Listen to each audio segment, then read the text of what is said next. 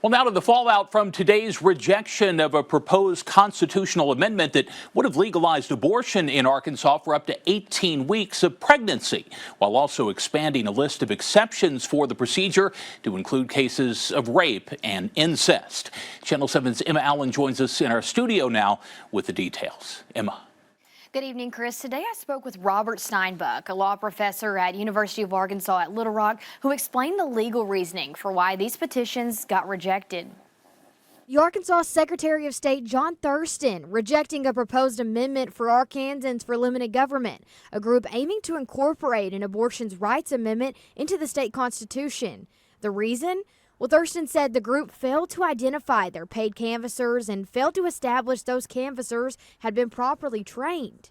I sat down with Robert Steinbuck, a law professor at UA Little Rock Bowen School of Law, to get a better understanding of the rejection. The law says for the penalty, so to speak, for not fulfilling those requirements is any signatures gathered by the paid canvassers who haven't satisfied one or more of these rules shall be stricken.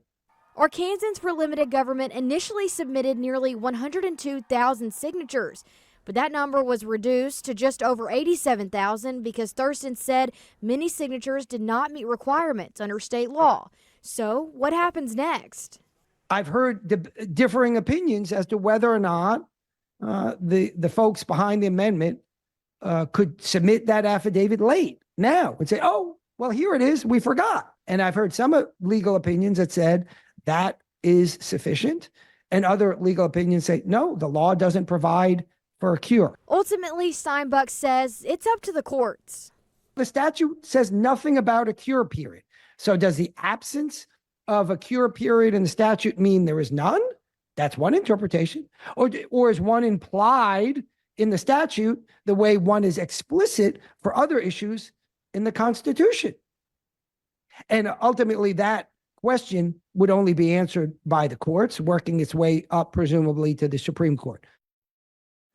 Well, late tonight, Arkansans for Limited Government released a statement saying they were alarmed and outraged by today's decision. They say they worked closely with the Secretary of State's office and that the assertion that they did not file the proper paperwork is quite absurd and demonstrably, undeniably incorrect.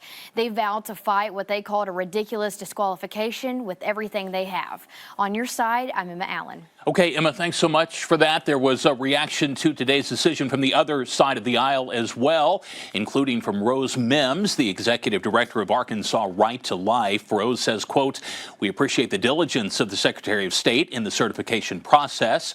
Though this measure has failed, we expect this is not the end of efforts to once again make abortion legal in our state." And there's this from Attorney General Tim Griffin. He says the sponsors failed to follow the law, specifically a simple and straightforward affidavit requirement that other ballot committees followed. Failure to follow such a basic requirement, he says, is inexcusable. The abortion advocates have no one to blame but themselves.